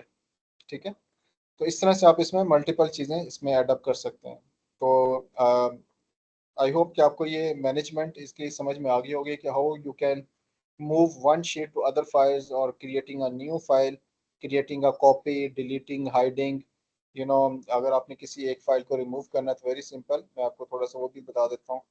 शीट 3 मैं इसको डिलीट करना चाह रहा हूँ, वेरी सिंपल, आप डिलीट के ऊपर क्लिक कीजिए।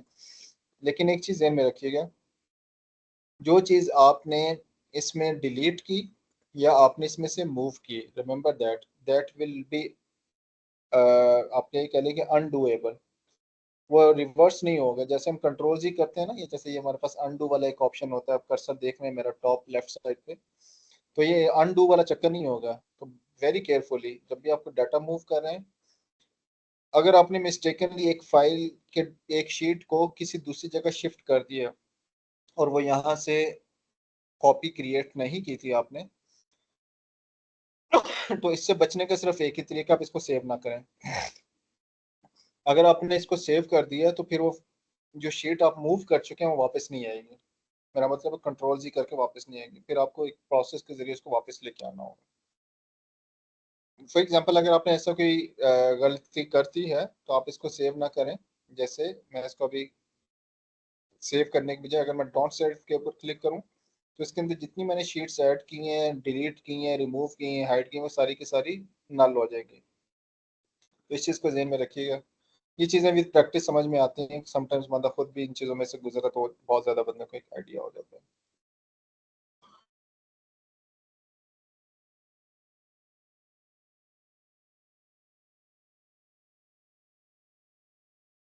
ये बताइए अभी तक आपको सारा क्लियर है जितना हमें आज डिस्कस कर लिए?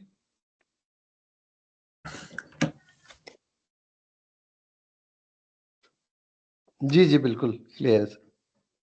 और ये सर आपके लिए नई है या आप ऑलरेडी इन चीज़ों से गुजरे हुए हैं, ये भी बताइएगा। वैसे तो सर तकरीबन ऑलमोस्ट ये चीज़ें तो रूटीन बेसिस पे होती हैं, बट कुछ चीज़ें जो है लाइक एडिशनल है, कि जैसे एक डेटा को एक शीट से दूसरी शीट पे किस तरह से, जिस तरह आपने ये किया, that was new for me. जबरदस्त, काफी ज्यादा चीजें जो है वो नई सीखने को मिल रही है। Good, thank you. सो मैं आपको एक चीज़ दिखा के फिर हम नेक्स्ट टॉपिक पे चलते हैं जो आपसे रेलिवेंट है। इसी प्रोसेस, इसी जो अभी हमने सेकंड चीज़ देखी ना, मैनेजमेंट, शीट्स मैनेजमेंट, मैंने ऑलरेडी आपके साथ पहले भी शेयर की थी, लेकिन इस कॉन्टेक्स्ट में से हम अभी गुजर रहे हैं, इस टॉपिक को हम अभी डिस्कस कर रहे हैं, तो let me show you another thing. यहाँ पर मेरे पास एक पड़ा होगा, यस। तो आप देखेंगे कि जब मैं शीट्स मैनेजमेंट की बात कर रहा हूँ तो उसकी एक रिफ्लेक्शन आपको यहाँ पर नजर आएगी। तो इस फाइल के अंदर, ये मैंने पहले भी आपको शो किया था,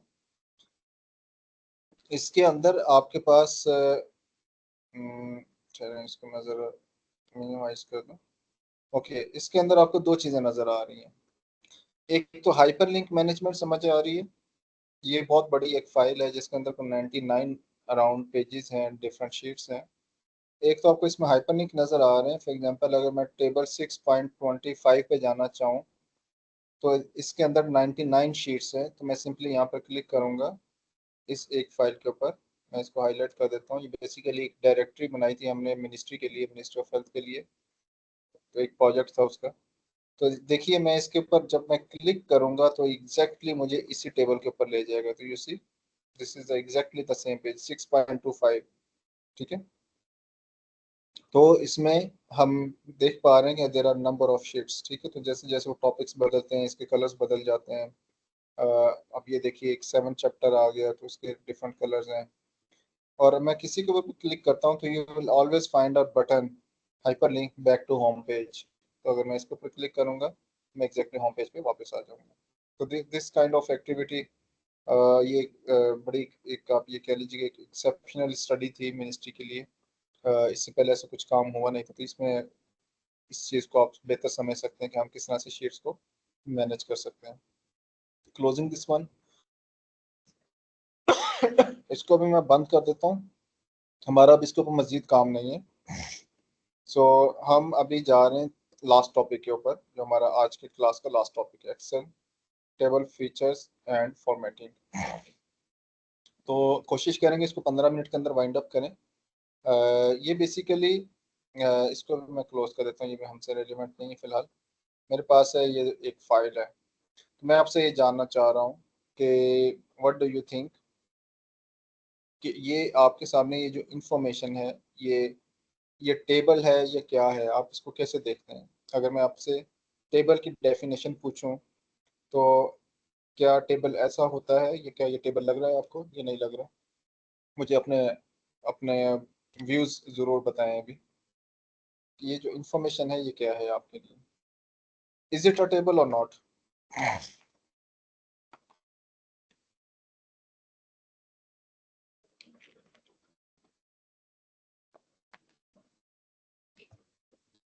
जैन साहब अब इधर ही हैं? जी सर मैं हूँ, बट ये कि मेरा आई गेस यस। अच्छा, यू थिंक ये टेबल है, राइट? यस जी। ओके, सदाम साहब आपका क्या ख्याल है? और सर मुझे ऐसे डेटा नज़र आ रहा है, लेकिन टेबल का मैं कुछ नहीं कह सकता क्योंकि मुझे इंफॉर्मेशन काफ़ी स्कैटर्ड है, तो मैं भी let's say table let's say मैं इसको हाइड कर देता हूँ, और लेट्स से मैं इसको भी हाइड कर देता हूँ। व्हाट डू यू थिंक कि आप ये जो हमारे पास इंफॉर्मेशन है मेल फीमेल वाइज, क्या अब आपको लगता है कि ये हमारे पास एक एक्यूरेट टेबल है?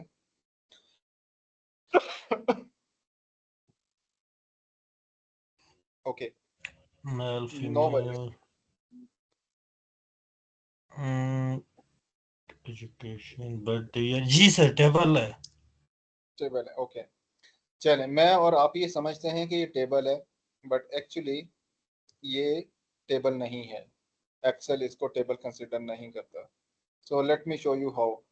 थोड़ा सा मैं इसको पहले रिवर्स कर लूँ, ये हमारे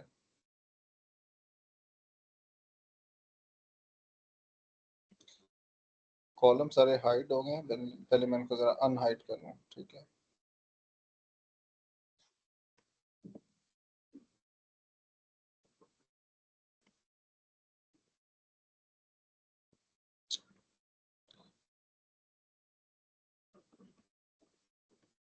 ओके, ठीक है।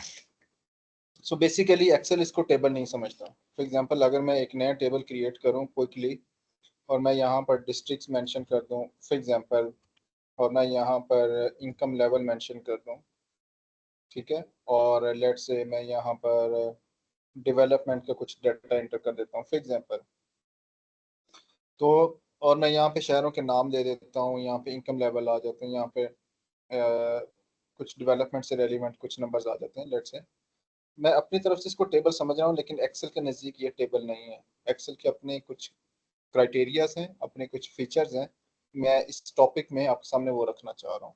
सो let me remove this area, जो मैंने आपको भी एग्जांपल देने के लिए एक डमी सा टेबल बनाया है। बाकी सारी चीज़ें we understand that's the same. Excel के नज़दीक टेबल है ये, आप देख पा रहे हैं एक्सेल फॉर्मेट टेबल, आप ये देख पा रहे हैं। अब इसमें और इसमें क्या फ़र्क है?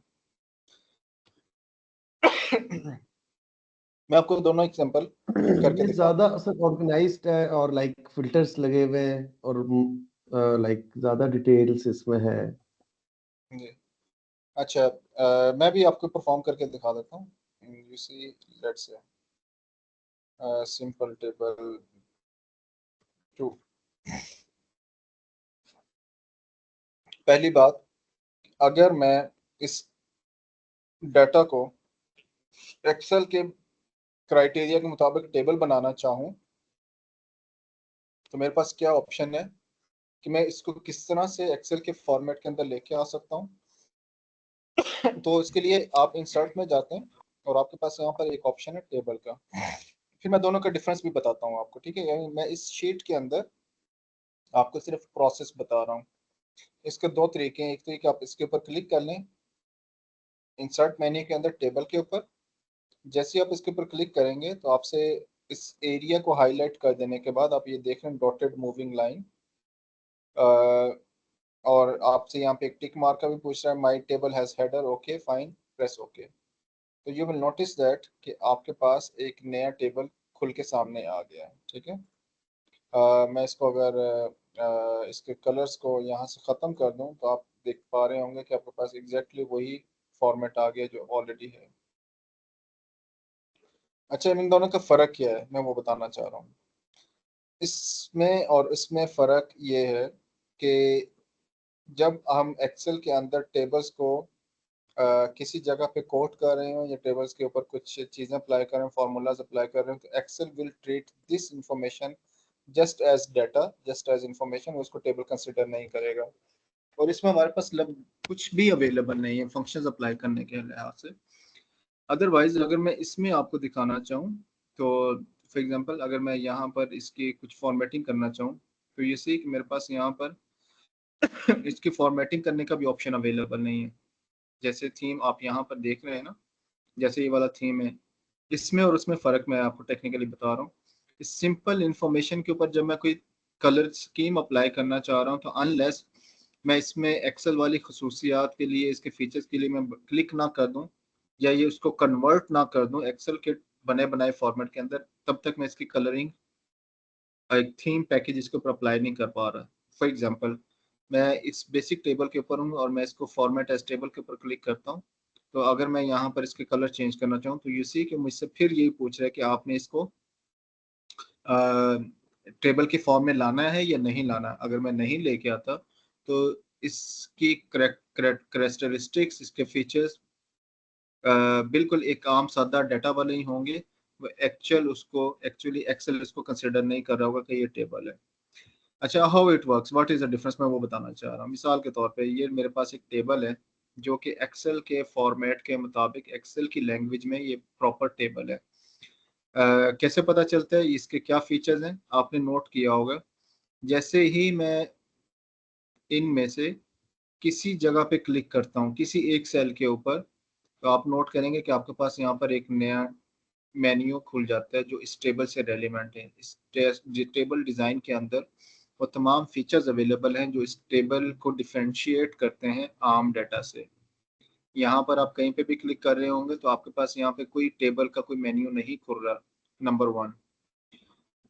फिर जब मैं इसके ऊपर क्लिक करता हूँ जिसके ऊपर टेबल फॉर्मेटिंग ऑलरेडी अप्लाई हुई है, वो कहाँ से अप्लाई हुई थी, यहाँ से इंसर्ट मेन्यू के अंदर से, ठीक है। या दूसरा तरीका क्या है कि आप किसी डाटा को सिलेक्ट कर लें और जब आप यहाँ से फॉर्मेट एज टेबल के ऊपर क्लिक करते हैं तो वहाँ से वो फॉर्मेटिंग अप्लाई हो जाती है। अब अगर मैं यहाँ पे इसके कलर्स चेंज करना चाहूँ नंबर 1, तो मैं इस सारे एरिया को सिलेक्ट करूँगा और मैं यहाँ से इसकी कलर स्कीम चेंज करना चाहूँ तो मुझे जो भी कलर स्कीम अच्छी लगती है मैं वो कलर स्कीम यहाँ से अप्लाई कर लूँगा। आपको फॉर एग्जांपल आपको जो भी कलर स्कीम अच्छी लगती है आप अपनी मर्जी से, अपनी चॉइस से आप उन चीज़ों को पिक कर सकते हैं, ठीक है। तो एक चीज़, दूसरा, जब मैं किसी भी सेल के ऊपर क्लिक करूँगा विद इन दिस एरिया तो आपके पास एक नया मेन्यू खुल जाएगा यहाँ पे जिसमें इससे रेलिवेंट फंक्शंस अवेलेबल हैं। फॉर एग्जांपल मैंने यहाँ पे सेंटर में कहीं क्लिक किया तो डिज़ाइन टेबल के नाम से हमारे पास एक चीज़ खुल गई। You will find a lot of options in this new menu. सबसे पहला वही चीज़ जो होम मेन्यू में से जाके हमने निकाली थी, आप यहाँ से कलर स्कीम बदल सकते हैं। जो भी कलर स्कीम आपको अच्छी लगती है वो पिक कर लीजिए, ठीक है। एक चीज़, फिर अगर आप चाहते हैं कि आप इसके फिल्टर बटन रखना चाहते हैं इस स्पेसिफिक एरिया के ऊपर जिसके ऊपर हमारी ऑलरेडी सेटिंग्स अप्लाई हो चुकी हैं, इसके ऊपर by default filter buttons available होते हैं, तो आप इसको चाहें तो रख सकते हैं, चाहे तो रिमूव कर दें। फॉर एग्जांपल मैंने यहाँ पे अनचेक किया तो फिल्टर बटन रिमूव हो गया, ठीक है। मैं इसको अनचेक कर देता हूँ for the time being. By default आपके फिल्टर बटन्स नजर आते हैं। अच्छा, अब फॉर एग्जांपल अगर मैं इन ऑप्शंस को थोड़ा सा एक्सप्लोर कर लूँ जो कि टेबल स्टाइल ऑप्शंस हैं, हेडर रो, तो जैसे मैंने हेडर रो को अनचेक किया तो वो हेडर्स रिमूव हो गए, ठीक है ना। अब हम ये टेबल्स की कैरेक्टरिस्टिक्स की बात करें, फीचर्स की बात करें। Okay, so table row, total row, तो आप देखेंगे कि यहाँ पे मेरे पास टोटल रो भी आ गया जो कि पहले नहीं था। ये सारी चीजें जो मैं यहाँ पे एक्सपेरिमेंट कर रहा हूँ इस टेबल में आपको एक भी नहीं मिलेगी, क्योंकि ये एक्सेल के मुताबिक टेबल नहीं है। ये हमें लग रहा है ये टेबल है, ये just a simple data. So again total row, आप इसको यहाँ से माइनस कर दीजिए। अब इसका भी फंक्शन मैं आपको बता देता हूँ। फॉर एग्जांपल आप ये देख पा रहे हैं कि मेरे पास यहाँ पर ये एक डेट के नाम से एक कॉलम है और उसका टोटल यहाँ पे ऐड हो गया, ठीक है। अगर मैं इसको कॉपी कर लूँ इसके ऊपर भी, तो मैं भी आपको इसकी एक चीज दिखाता हूँ, ठीक है। जितने न्यूमेरिक वेरिएबल्स हैं उनके नीचे मैं इसको कॉपी कर रहा हूँ, ठीक है। एग्जांपल मैं इसके नीचे भी कॉपी कर लेता हूँ, तो आप देखेंगे कि यहाँ पर हमारे पास ये सारी जगह आ गया, ठीक है। तो आप नोट करेंगे कि हर एक टोटल के सेल के ऊपर मेरे पास एक ड्रॉप डाउन मेन्यू खुलता है। तो ड्रॉप डाउन मेन्यू में मुझसे ये कहा जा रहा है, पूछा जा रहा है कि आप इनमें से क्या कैलकुलेट करना चाह रहे हैं। तो मैं कहता हूँ मुझे एवरेज चाहिए, तो यू विल सी एजुकेशन का एवरेज उसने मुझे निकाल दिया। ये बर्थडे ईयर एक कॉलम है, बर्थडे ईयर, इसमें ये बाय डिफॉल्ट फार्मूलाज लगे हैं। मैं सिर्फ ड्रॉप डाउन लिस्ट में से उसको खोल के उसमें से अपनी मर्जी की चीजें इसमें एंटर कर रहा हूँ। तो मैंने इसमें से काउंट चेक किया तो उसने मुझे काउंट दे दिया। लेट्स से ये मेरे पास एक इनकम का वेरिएबल है और मैं इसमें ये कहता हूँ मुझे इसमें से स्टैंडर्ड डेविएशन चाहिए, ठीक है। तो उसने मुझे स्टैंडर्ड डेविएशन दे दिया। ये चीज आपको यहाँ पर अवेलेबल नहीं होगी। यहाँ पर आपको हर चीज के लिए अलग से फार्मूला लगाना पड़ेगा। फॉर एग्जांपल मैं यहाँ पर एवरेज का एक फार्मूला लगा देता हूँ, तो मुझे एक सादा डाटा वाले टेबल के अंदर मुझे हर एक चीज को 1 बाय 1 क्लिक करके फार्मूला ऐड करके वो चीजें आइडेंटिफाई करनी होंगी। Whereas in this data set table के अंदर हमारे पास सब कुछ एक सिंगल क्लिक के ऊपर अवेलेबल है। अगेन आई होप कि आपको ये कॉन्सेप्ट समझ में आ गया। मैं जरा क्विकली आगे चलता हूँ, 5 मिनट रह गए। Go to table design. Total को आप रखना चाहते हैं तो ठीक है, मैंने अनचेक किया तो टोटल चला गया, वैसे मैंने क्लिक किया तो आ गया। बैंडेड रोज, बैंडेड रोज का मतलब ये कि जो आपको हर दूसरी लाइन का कलर मुख्तलिफ नजर आ रहा है बिकॉज ऑफ दिस थीम जो हमने सेलेक्ट किया हुआ है। बिकॉज ऑफ दिस थीम अगर आप इसको अनचेक कर देंगे तो सारी रोज कलर वाइज सेम हो जाएंगे। लास्ट कॉलम, लास्ट कॉलम को अगर आप हाईलाइट करना चाहें तो लास्ट कॉलम के ऊपर आप क्लिक करेंगे तो वो हाईलाइट हो जाएगा। अगर फर्स्ट कॉलम को क्लिक करना चाह रहे हैं तो फर्स्ट कॉलम यहाँ पे आ जाएगा। आप दोनों को रखना चाह रहे हैं दोनों को रख लीजिए। इट्स ऑल फॉर्मेटिंग ऑप्शंस, ठीक है। बैंडेड रोज रखना चाह रहे हैं बैंडेड रोज रख लीजिए। बैंडेड कॉलम्स रखना चाह रहे हैं बैंडेड कॉलम्स रख लीजिए। You see colour schemes is being changed. So इसी तरह अगर आप इस सारे टेबल को एक नया नाम देना चाहें, फॉर एग्जांपल हम इसको देते हैं क्लास 3 मिसाल के तौर पे डेमो, ये मैंने इस टेबल का नाम रख दिया तो ये इसका नाम है। सॉरी मेरे ख्याल में मैं इसको सेव करना भूल गया। यस, ये मैंने रख दिया और अनलेस आई प्रेस एंटर तो इसको सेव नहीं करेगा, ठीक है। सो फॉर एग्जांपल मैं यहाँ पर आता हूँ और मैं यहाँ पर एक फॉर्मूला लगाता हूँ सम, ठीक है, this class 3 demo. You see, तो क्लास 3 डेमो जो मैंने पहले काम किया था नेम और रेंजेस वाला, वही चक्कर है क्योंकि मैंने इसको उस पूरी फाइल को एक नाम दे दिया तो उसने मुझे ये इन्फॉर्मेशन निकाल के वहां से दे दी। तो मुझे वहां से किसी सेल को कॉपी करने की जरूरत नहीं, किसी को सिलेक्ट करने की जरूरत नहीं, उसने पूरे पूरे को कैलकुलेट कर दी। Okay, so moving forward again हम इस पे हैं टेबल डिजाइन के ऊपर और हम इसमें कुछ स्लाइसर ऐड करना चाह रहे हैं। स्लाइसर का जो ऑप्शन है ना, इसको हम उस टाइम पे एक्सप्लोर करेंगे जब हम पिवट टेबल और डैशबोर्ड की तरफ जाएंगे। बट फॉर द टाइमिंग आप इसमें से किसी एक स्लाइसर को ऐड कर सकते हैं, ये डिटेल में हम वहाँ पे देखेंगे। अगर आपके पास डाटा में डुप्लीकेशन हैं, रिमूव डुप्लीकेट्स, आप इसके ऊपर किसी एक वेरिएबल को क्लिक करते हुए फॉर एग्जांपल आपको लगता है कि हमारे पास बर्थडे के अंदर कुछ डुप्लीकेशन हैं तो आप उसको अनचेक कर दीजिए। क्लिक कर दें तो नो डुप्लीकेट वैल्यू फाउंड, अगर कोई डुप्लीकेट होते तो उसको वो एक्सट्रैक्ट कर देता है या माइनस कर देता है। सो एट द एंड अगर आप चाहते हैं कि आप इस सारे डाटा की फॉर्मेटिंग को ख़त्म कर दें, आपने ऑलरेडी इसको टेबल के फॉर्मेट के अंदर कन्वर्ट किया हुआ है, तो there is a process, there is a step by step approach. Very simple, अगर मैं सारे डाटा को सिलेक्ट कर लूँ और मैं चाहता हूँ कि इसके ऊपर जितनी फॉर्मेटिंग अप्लाई हुई हैं मैं सारी रिमूव कर दूँ, तो इसमें सॉरी, तो क्या करेंगे आप? मिसाल के तौर पे अगर आप यहाँ पे फॉर्मेट में आए, होम मेन्यू के अंदर एडिटिंग के अंदर ये एक रेजर आपको नजर आ रहा है क्लियर, तो क्लियर फॉर्मेट्स, मैं इसको अगर क्लिक कर दूं तो यू विल नोटिस दैट कि वो सारे फॉर्मेट्स जो कलरिंग थी, कलर स्कीम, वो सारी चली गई अगेन। लेकिन अगर मैं यहाँ पे आऊँ तो आप देखेंगे कि मेरे पास ड्रॉप डाउन मेन्यू तो अभी भी खुल रहे हैं, तो इसका मतलब ये है कि ये टेबल अभी प्रॉपर कन्वर्ट नहीं हुआ, चेंज नहीं हुआ, ठीक है। और इसी तरह अगर मैं इसको रिवर्स कर दूं और मैं इसके ऊपर आऊँ और मैं इसको कहता हूँ कि क्लियर ऑल या क्लियर कंटेंट, तो वो कंटेंट से मुराद ये है कि वो सारी इंफॉर्मेशन ही गायब कर देगा, एवरीथिंग गॉन, ठीक है। तो मैं इसको रिवर्स कैसे कर सकता हूँ? ये जो मेरे पास ड्रॉप डाउन मेन्यू आ रहे हैं, how to reverse, how to make it a simple table like this, जिसको एक रॉ इंफॉर्मेशन कह सकते हैं। सो देयर इज अ वे, आप टेबल डिजाइन में जाइए और कन्वर्ट टू रेंज के ऊपर क्लिक कर लें। Convert to range is the process जिससे आप एक टेबल फॉर्मेट के अंदर बनी बनाई चीज को नॉर्मल इंफॉर्मेशन के तौर पे लेके आ सकते हैं। Do you want to convert the table to a normal range? Yes. अब आप देखिए, अब आपके पास यहाँ पर वो सारी फॉर्मेटिंग की चीजें जो थी, जो बिल्ट इन फीचर है, वो सारे रिमूव हो गए हैं, ठीक है। सो अगेन, अब मैं इसको चाहूँ तो मैं इसको बड़े सिंपल तरीके से नॉर्मल वे में लेके आ सकता हूँ। मैं कहता हूँ मुझे भाई साहब ये वाली इंफॉर्मेशन चाहिए और ये मुझे ब्लैक फॉन्ट चाहिए, मुझे कोई बोल्ड नहीं चाहिए, और मुझे ये सारी मतलब एक बॉर्डरिंग चाहिए, ऑल बॉर्डर आपने सिंपल अप्लाई कर दिए, तो you see it's just a normal information, not a table.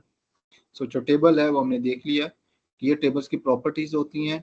Apply कैसे होता है? इंसर्ट में जाके होता है या कंट्रोल टी करके प्रेस होता है, कंट्रोल प्लस टी एंटर करें तो आपका टेबल कन्वर्ट हो जाता है, और जब आप किसी भी सेल के ऊपर क्लिक करते हैं तो टेबल डिजाइन आ जाता है, एंड टेबल डिजाइन के अंदर आपके पास ये सारे फंक्शन अवेलेबल होते हैं। So this is all for today. अगर आपका कोई क्वेश्चन है आज के टॉपिक्स के हवाले से, you are welcome, you can ask, otherwise फिर हम इसको वाइंड अप करते हैं, 9:30 हो गए। लेट मी नो प्लीज अगर आपका कोई क्वेश्चन है। अच्छा सर, मैं थोड़ा सा कंफर्म करना चाह रहा था कि जो नेम रेंजेस हम नॉर्मली हमने सीखा था कि रॉ डेटा के साथ या डेटा शीट में जो हम नेम रेंजेस हम कर रहे हैं, आया वो जब हम नेम रेंजेस करेंगे टेबल फॉर्म में तो वो सिमिलर प्रोसेस होगा या डिफरेंट होगा? टेबुलर फॉर्म में जी, मिसाल के तौर एक पे तो ये हाँ, फॉर एग्जांपल हमने जो पहले किया था सर नेम रेंज, जैसे कि लकी नंबर हमने किया था एक्सेल को, हाँ जी, हम अगर टेबल्स के साथ जब हम काम कर रहे हो तो फिर वो नेम रेंज सेम ही होंगे या उसमें कुछ? सेम सेम देखें, मैं भी करके दिखा देता हूँ मिसाल के तौर पे। हम्म ये मेरे पास एक एफ कॉलम के अंदर एक वैल्यू है, इसको मैं रेड हाईलाइट कर देता हूँ, आपको पता चल जाए मैं किस वैल्यू की बात कर रहा हूँ। 48, ठीक है। हम्म, आपके पास जी एक ऑप्शन है, ये नंबर कोई भी आपके लिए कोई वैल्यू इंपॉर्टेंट हो सकती है। फॉर एग्जांपल आप इसको कहते हैं इनकम, ठीक है ना, मैं इसको नाम दे देता हूँ अपनी तरफ से, ठीक है। तो देखें, मैंने एक सिंगल सेल को एक नाम दे दिया, जी जी। ठीक है। ये सिंगल सेल की एग्जांपल है, लेकिन कोई ऐसी इंफॉर्मेशन है जिसमें आपको लगता है कि मेरे लिए ये सारे का सारा डाटा बहुत इंपॉर्टेंट है, तो मैं बजाय इसके कि मैं इसके अलग अलग फार्मूले हर एक कॉलम के ऊपर लगाऊं, हर एक रो के ऊपर लगाऊं, तो वाई हम्म नॉट मैं इस पूरी इंफॉर्मेशन को एक नाम दे दूं। जैसे हम्म मिसाल के तौर पे डेमो, ये मैं इसका इस पूरे एरिया जो जितनी भी वैल्यूज हाईलाइटेड, अगर आप इसकी डिटेल को याद रखना चाहें तो बॉटम पे देख लीजिए 65 वैल्यूज हैं, और ये इसका सम है और ये इसका एवरेज है, ठीक है। तो मैं इस सारे टेबल, ठीक है, डेमो टेबल का मैंने एक नाम दे दिया, तो सॉरी मैं इसको इंटर करने भूल गया हूँ, तो वो that's gone, you see hmm demo table, ठीक है। तो ये मैंने एक नाम दे दिया। अब वही चीज है, एक दफा मैंने सिर्फ 48 को नाम दिया income, you can see this, फिर मेरे पास ये सारा टेबल बहुत इंपॉर्टेंट था जो मुझे किसी और शीट के अंदर या किसी कैलकुलेशन के टाइम पे सारे एरिया को कहीं मेंशन करना था। तो मैंने इसको क्या किया, मैंने यहाँ पर मेंशन कर दिया for example sum 2 + income, you see, जिसको मैंने नेम रेंज में जाके कन्वर्ट किया उसका आइकॉन भी डिफरेंट है, ठीक है। इनकम आ गया। अब income means just only 48 number, ठीक है। और दूसरा मैंने क्या रखा था, demo table, demo table, clear. जी जी सर। तो ये देखें हमारे पास तीन चीजें आ गई सम के फार्मूला। नंबर 2 जो मैंने मैनुअली इंटर किया, इनकम 48 नंबर ओनली, और demo table the entire area, जो मेरे लिए पूरी इंफॉर्मेशन एक इंपॉर्टेंट है, रिगार्डलेस कि उसके कॉलम का नाम क्या है। मे बी आप ये कह लीजिए कि किसी ग्रुप की इनकम की इंफॉर्मेशन है, आप उसको कैलकुलेट करना चाह रहे हैं तो आप उसको एंटर कर लें, तो you see there is a total. Okay okay sure sir. चलें, anything else? Thank you so much sir. चलें, अगर आपका मजीद कोई क्वेश्चन नहीं है तो हम इसको वाइंड अप करते हैं। इंशाल्लाह फिर वेडनेसडे को सेम टाइम पे इंशाल्लाह हम क्लास पे ऑनलाइन आएंगे, ठीक है। श्योर। इंशाल्लाह sir, sign, sure. Thank okay you. Sir, अल्लाह हाफिज। Thank you thank you sir. So अल्लाह मच। हाफिज़।